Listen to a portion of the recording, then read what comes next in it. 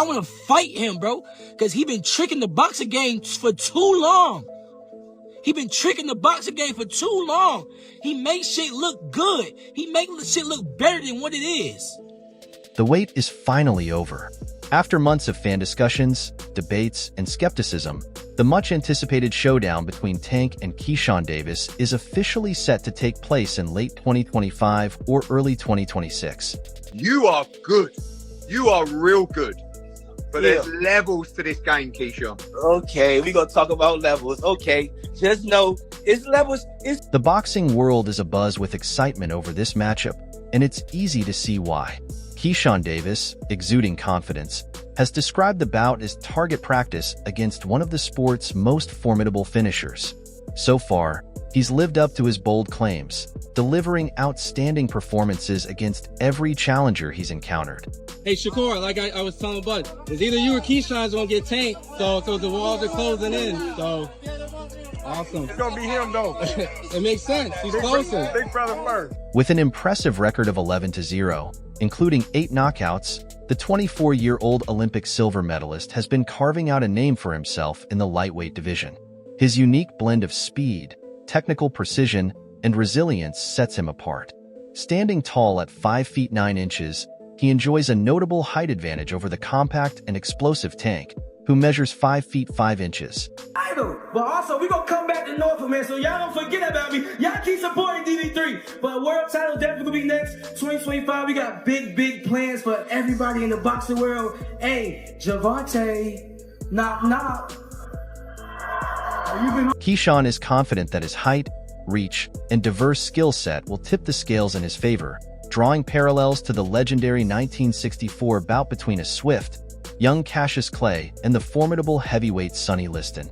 In a recent interview, he declared, "My jabs are insane. I've got that shot, the left hook, the right.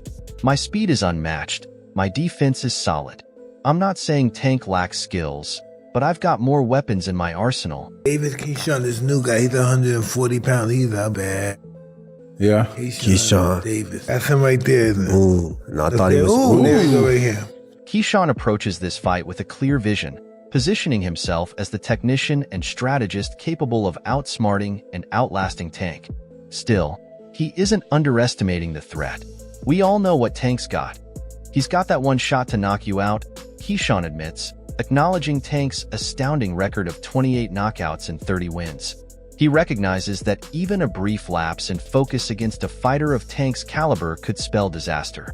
Despite this, Keyshawn remains confident that his extensive skill set and athleticism will keep him out of danger. To him, Tank's power is just one weapon, while he wields an entire arsenal of tools. Enough for his power. But when I started, when I was attacking and trying to set stuff up, he got good upper body movement and he got some good legs when he used them. So he surprised me with his defense. But it was a very technical fight. Technical sparring match. And I definitely learned that. Keyshawn's ascent in boxing has been nothing less than remarkable.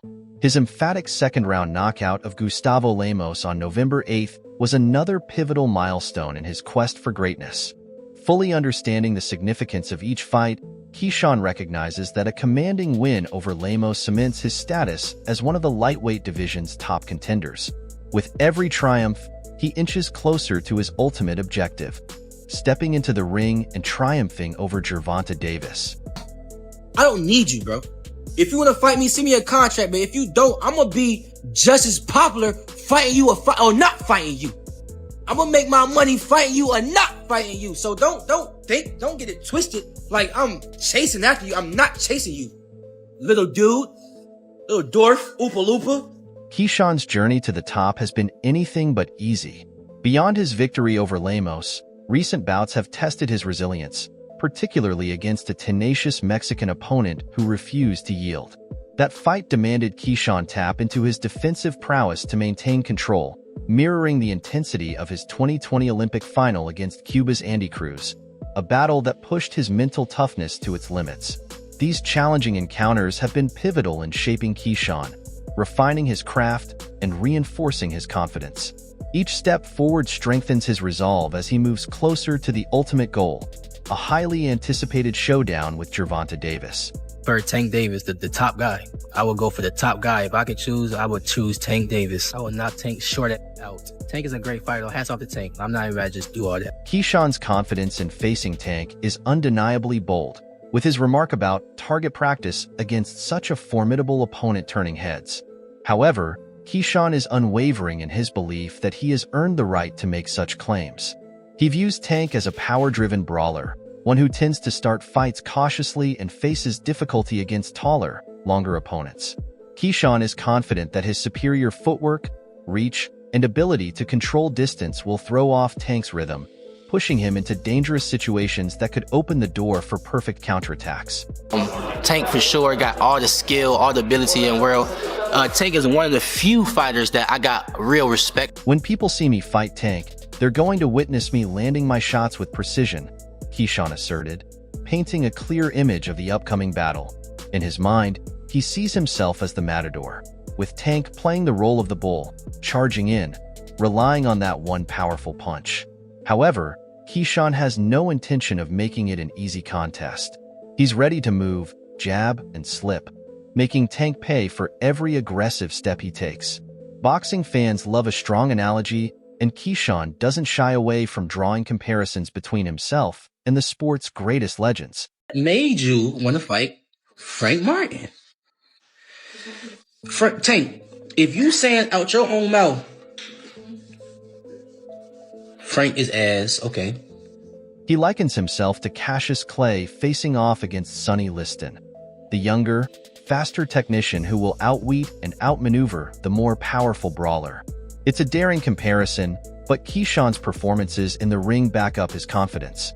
His agility, fight IQ, and mastery of ring control have garnered praise from both fans and experts alike, with many already seeing him as the next great American lightweight. I mean, it's a stat card. Time out. Was he selling 10,000 tickets at 11-0? But I'm not worth mentioning. Like, what are you talking about, bro? Make it make sense. For Keyshawn, this fight is more than just another contest.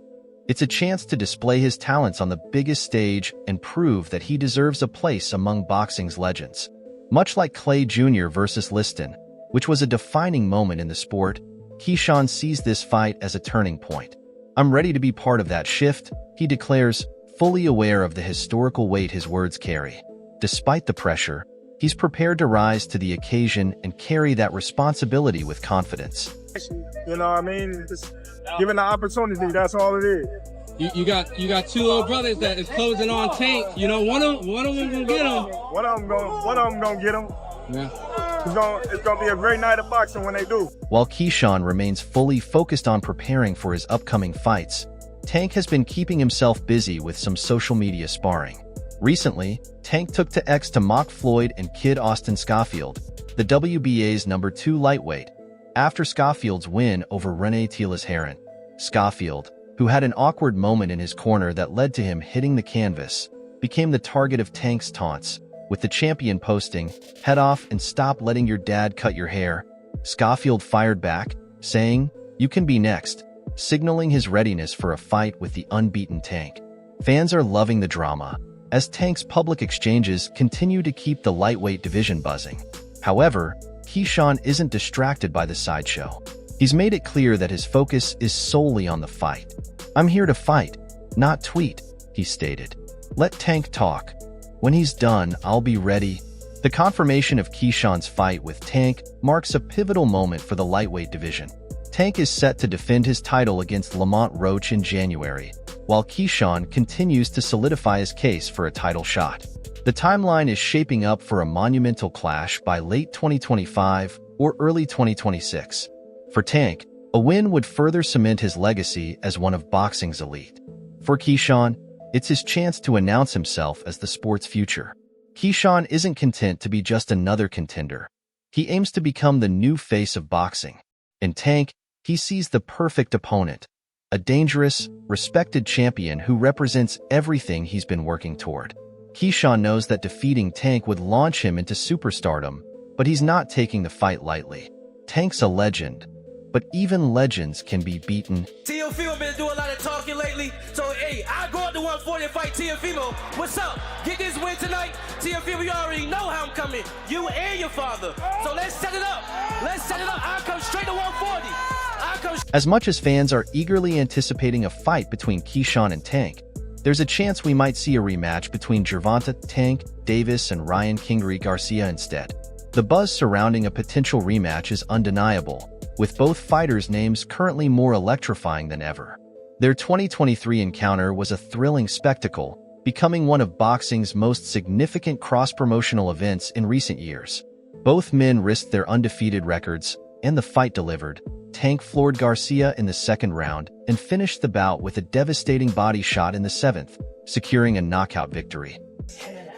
That fight is going to be hard for Tank. Ryan is bigger, he's taller, he's fast, he's accurate, and he stays on top of guys. For Ryan Garcia, the story of his first fight with Tank is far from finished.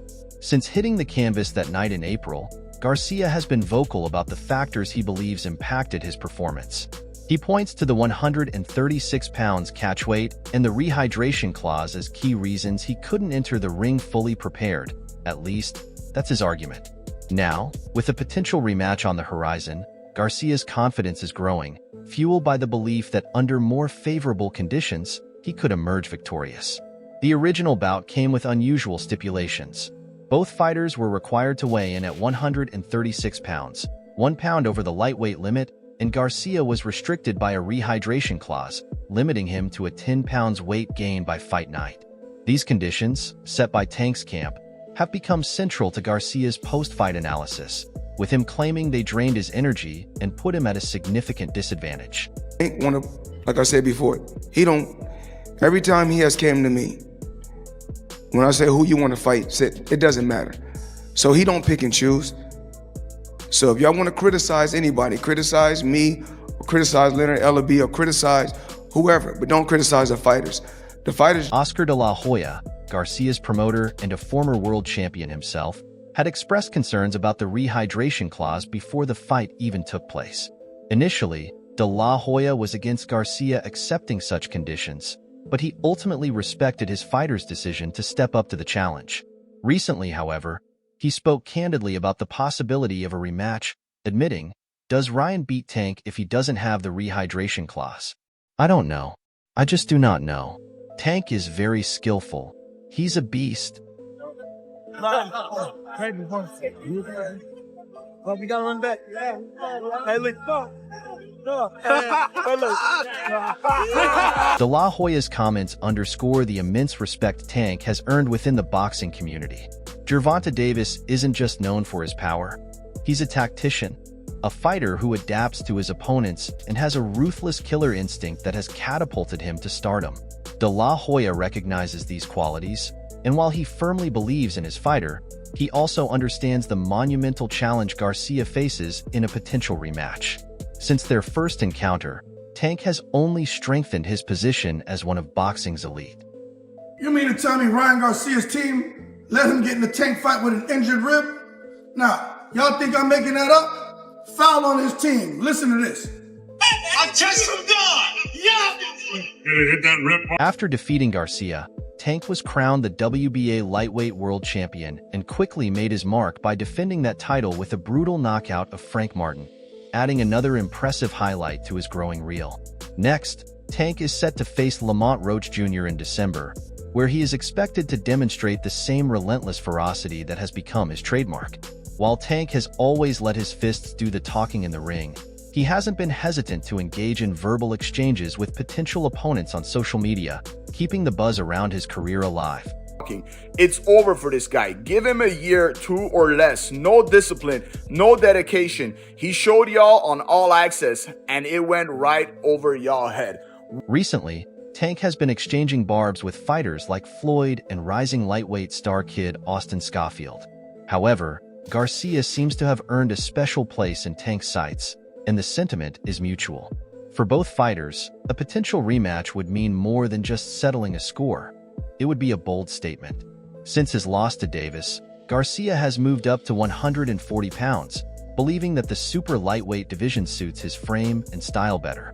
He's scheduled to face Oscar Duarte on December 2nd, and this fight could very well serve as a preview of what's to come if Garcia and Tank meet at 140 pounds in the future.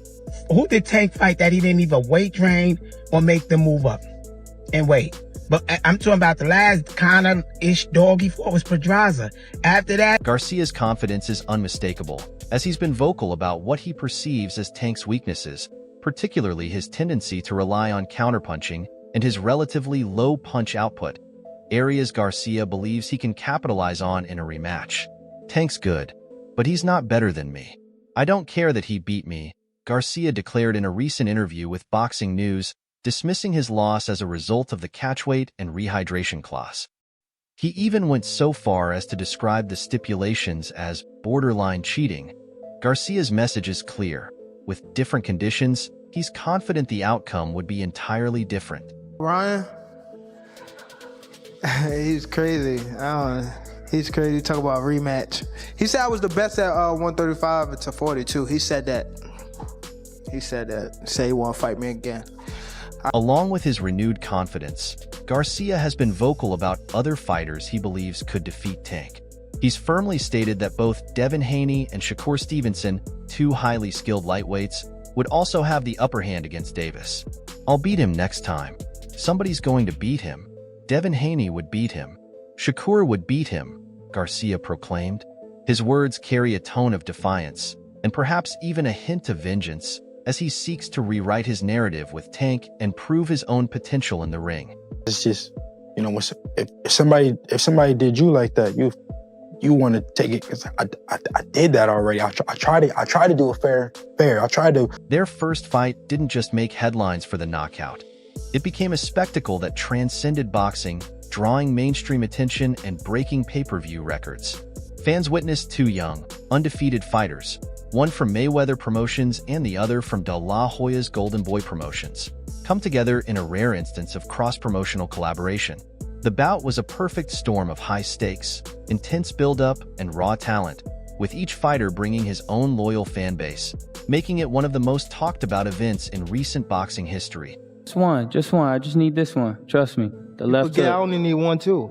Okay. You get that too. That's fine. All right, then we both got it. We both got it. Like, come on, bro. I can't hear you. I touched that. For Garcia, the loss stings not because he faced defeat, but because of how it happened. He doesn't believe Tank exposed any fundamental flaws in his game. Rather, he's convinced that Tank won because he wasn't allowed to compete at full capacity due to the catchweight and rehydration clause. Now, the focus has shifted from their first fight to the prospect of a potential rematch, one with no stipulations, a clean slate where both fighters can enter the ring at their best, with nothing holding them back. Oh, good angle. Good angle. However, one thing remains clear.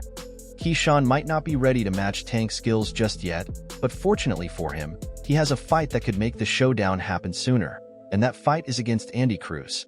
While Tank's attention remains on a future bout with the promising Keyshawn, it's Cruz who could prove to be the most formidable obstacle on his path to glory. With a storied rivalry dating back to their amateur days, a potential clash between Cruz and Tank is more than just another fight. It's a battle for respect, redemption, and a clear shot at the throne in the lightweight division. Hey, for that other southpaw on the other side of the street, this is an example for you. But I probably can do you a little earlier than that. You and Earl keep saying this, that, and third. I want to fight, but y'all calling out other fighters. Why is that? Recently, Keyshawn Davis made a pointed remark about Andy Cruz, suggesting that his team had reached out for a potential fight but received little response from Cruz's side. This comment sparked a response from Cruz, who addressed the issue directly on social media. Cruz, the gold medalist from the Tokyo Olympics, offered a simple yet pointed reply. "My son, knock knock. Send me the contract." This response made it clear that Cruz is not avoiding the fight. Rather, he is eager for the opportunity and ready to move forward. That Keyshawn Davis is ready to step into the ring with one of those guys and fight for a world title? Truth be told, Brian, I literally just got off the phone. I just hung up the phone with Shakur, saying I gotta do an interview with you. And I'm like, cool, what you think? Like, because I'm a person that really Cruz doesn't just want to fight. He's determined to reclaim his dominance over a familiar opponent. Their history is more than just a series of matchups. Cruz defeated Keyshawn 4 times in the amateurs, each victory underscoring the Cuban's superior ring IQ, technical precision, and mental edge. The most memorable of these encounters was their showdown in the 2020 Olympic final, where Cruz walked away with the gold medal, handing Keyshawn a decisive 4-1 loss. Now, Cruz is eager to pick up where he left off, aiming to silence any lingering doubts about his superiority once and for all. Against a guy that's bigger than him? Come on now, if I touch him, what's gonna happen? Talk about that. Everybody wanna talk about, oh, Keyshawn, what if he touch you? What if I touch him? Yeah, okay. For Cruz, this is the start of his climb to greatness. He's no longer satisfied with just climbing the ranks. He craves the big fights, the spotlight, and the legacy that only a clash with someone like Tank Davis can offer. Adding fuel to the fire, Cruz has voiced his frustration with what he perceives as preferential treatment toward Keyshawn. While Keyshawn has been carefully nurtured by top-rank promotions, avoiding risky matchups to build his record, Cruz hasn't been given the same luxury. Top Rank chose to back Keyshawn over Cruz, a decision Cruz sees as symbolic of the politics that often shape boxing careers. In Cruz's eyes, Davis has been meticulously groomed for success, shielded from threats that could expose weaknesses, and that's why Cruz is so eager to meet Keyshawn in the ring. He's convinced he can outclass Davis just as he did in their amateur bouts.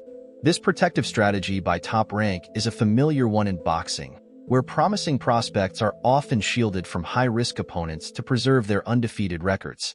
However, this comes with a price for Keyshawn: the lingering shadow of doubt. While he's showcased explosive power, speed, and skill against his opponents, none have reached the level of Cruz. Cruz knows this and is taunting Keyshawn, challenging him to step up and face a fight that will finally test his true capabilities. For Keyshawn, there's no escaping the specter of his past with Cruz. Key, your father Andy Cruz back? Like, damn! In the eyes of the boxing community, Keyshawn's unbeaten record in the pros doesn't erase the 4 losses he suffered at Cruz's hands. Those defeats are a part of his story, lingering in the background like unfinished business. Every time Keyshawn talks about Tank, the shadow of Cruz is never far behind. And Cruz is more than willing to remind everyone of it, eager to turn Keyshawn's ambitious pursuit of Tank into an unfulfilled dream. Is Keyshawn ready based on this performance to take on Tank Davis, and how does that fight Yes, play I feel out? like Keyshawn is ready to take on a guy like Tank. I think that Keyshawn is one of the most skillful fighters in the... If Keyshawn were to avoid Cruz and continue his ascent toward a shot at Tank Davis, he would face heavy scrutiny from fans and critics alike. There's a strong argument that facing and defeating Cruz would not only solidify his legitimacy, but also erase any lingering doubts about his readiness to step into the ring with a champion like Tank. The boxing world has seen it before. An undefeated contender pushed to a title shot without facing the true tests, only to be exposed on the biggest stage. Keyshawn is fully aware of this, and while he's expressed confidence in his ability to fight anyone in his division, his reluctance to face Cruz speaks volumes about the pressure he feels to prove his worth.